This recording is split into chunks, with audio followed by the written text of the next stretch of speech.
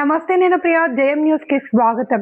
పామర్రు మండలం కొమరవోలులో నందమూరి బసవతారకం శత జయంతి వేడుకలు ఘనంగా జరిగాయి.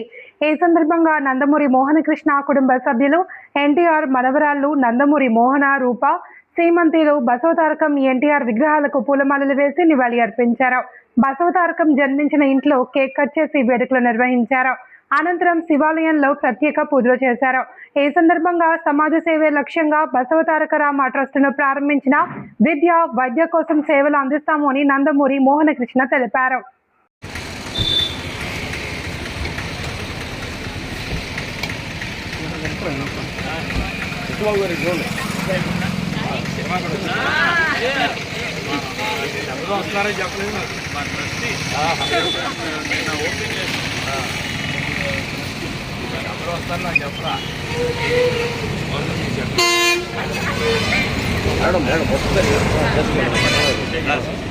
ఓకే రండి జస్టిన్ చూద్దాం.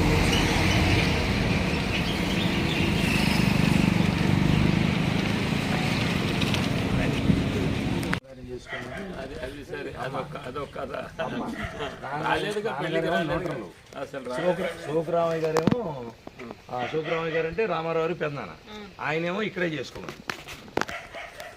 తారకమ్మ గారు అత్తగారు అంటే రామారావు అమ్మగారు ఇక్కడ చేసుకోవాలి ఈ మేనత్ కూతురిని. ఆయనేమో ఇంకో మేనత్ కూతురు ఎవరు ఉన్నారు అలా చేసుకోవాలని ఆవిడ మీ అమ్మమ్మ వాళ్ళ నాయనమ్మ వాళ్ళ అమ్మ అత్తగారు చేసుకోవాలంటే ఆ రాత్రి రాళ్ళ పెళ్ళికి ఎన్టీ రామ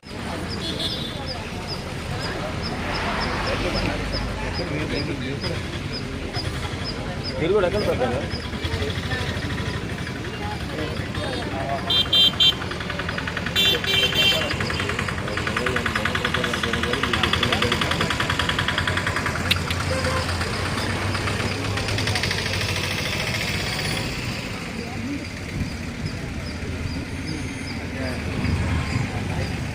రండి రండి రండి రండి గొడేశ్వరు.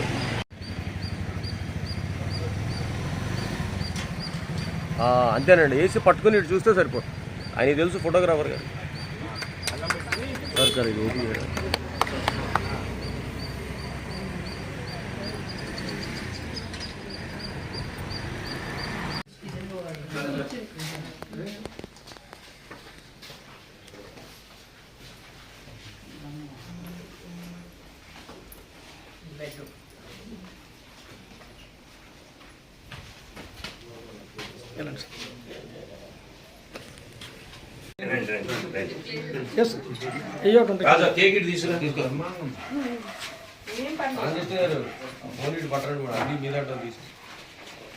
ఇప్పుడు మీరిద్దరిని చూసి తెప్పించే కేక్ పక్కనే దొరుకుతుంది. మనకి కొంచెం చిన్న కేక్ పట్టరాలు ఇద్దరు కట్ చేస్తారని అనుకోలేదు.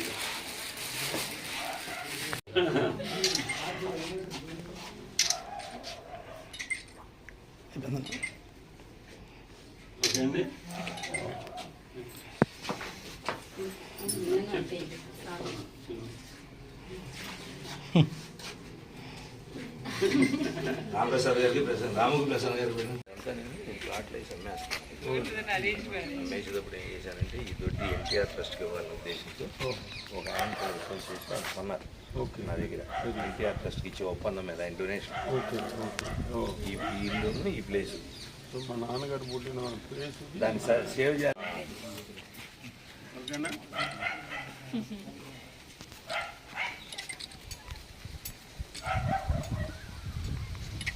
కృష్ణబాబు గారు కనపడతారు. అందరికీ నమస్కారం. మా అమ్మగారి శత జయంతి పురస్కరించుకుని శుభ సమయం ఇక్కడికి ఆవిడ పుట్టింటికి అంటే కొమరవోలు ఆవిడ ఇక్కడే పుట్టారు. సో నిన్న ఆవిడ శత జయంతి సందర్భంగా ట్రస్ట్ ప్రారంభించడం జరిగింది. నందమూరి బసవరామ తారకం ఎన్టీఆర్ ట్రస్ట్ ప్రారంభించాం నిన్న.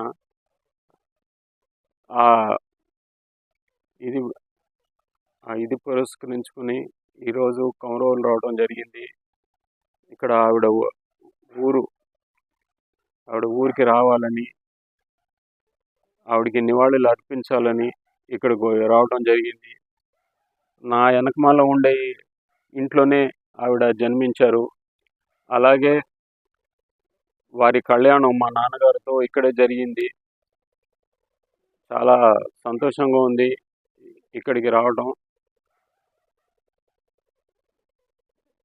ఇది పురస్కరించుకొని ఆవిడ మా నాన్నగారి వెన్నంటే ఉండి ఆయన కీర్తి ప్రతిష్టలు మిన్నంటేలాగా సేవలు అందించారు ఆవిడ.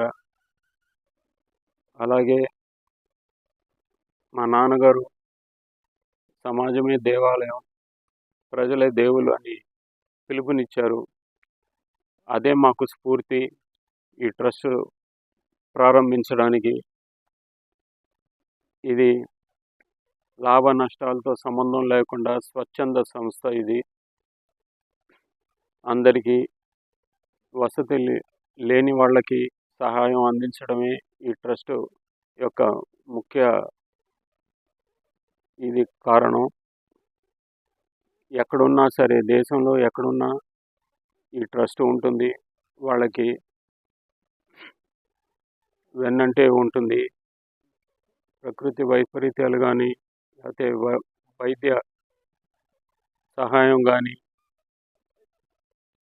అట్లాగే విద్యా సహాయం కానీ, బడుగు బలహీన వర్గాలకు ఈ ట్రస్ట్ సహాయం అందిస్తుంది మా నాన్నగారి పిలుపు మేరకు.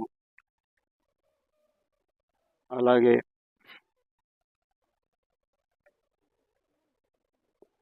మా నాన్నగారు సమాజమే దేవాలయం, ప్రజల దేవులు అందించారు. దానికి ఇదిగా రామారావు గారికి, మా నానమ్మ నందమూరి బసవరామ తారకం గారికి పాదాభివందనాలు చేసుకుంటూ, ఇవాళ మొదటిసారిగా మా నాన్నమ్మ పుట్టిన ఊరు కొమరోలుకి మేము వస్తాం జరిగింది. అంటే నాన్నగారు వాళ్ళందరూ ఇక్కడ పెరిగారు, మేము చాలా తక్కువగా చూసాం. నాకైతే ఇది మొదటిసారి వచ్చిన మొదటిసారి మా నాన్నమ్మ పుట్టిన ఇల్లు ఇక్కడే, మా తాతగారు కూడా ఇక్కడే పుట్టారని మాకు చెప్పడం జరిగింది. బావగారు చెప్పారు. వాళ్ళ కళ్యాణం కూడా ఇక్కడే జరిగింది.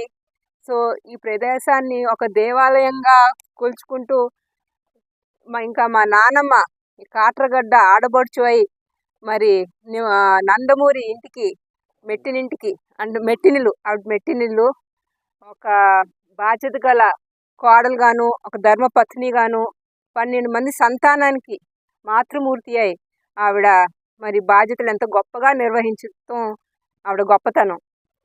అట్లానే మరి తాతగారు వెంట ఉండి సంతోషంలోనూ దుఃఖంలోనూ ఏదున్నా సరే పాలు పంచుకొని అడుగులో అడుగు వేస్తూ ముందుకెళ్తాం జరిగింది.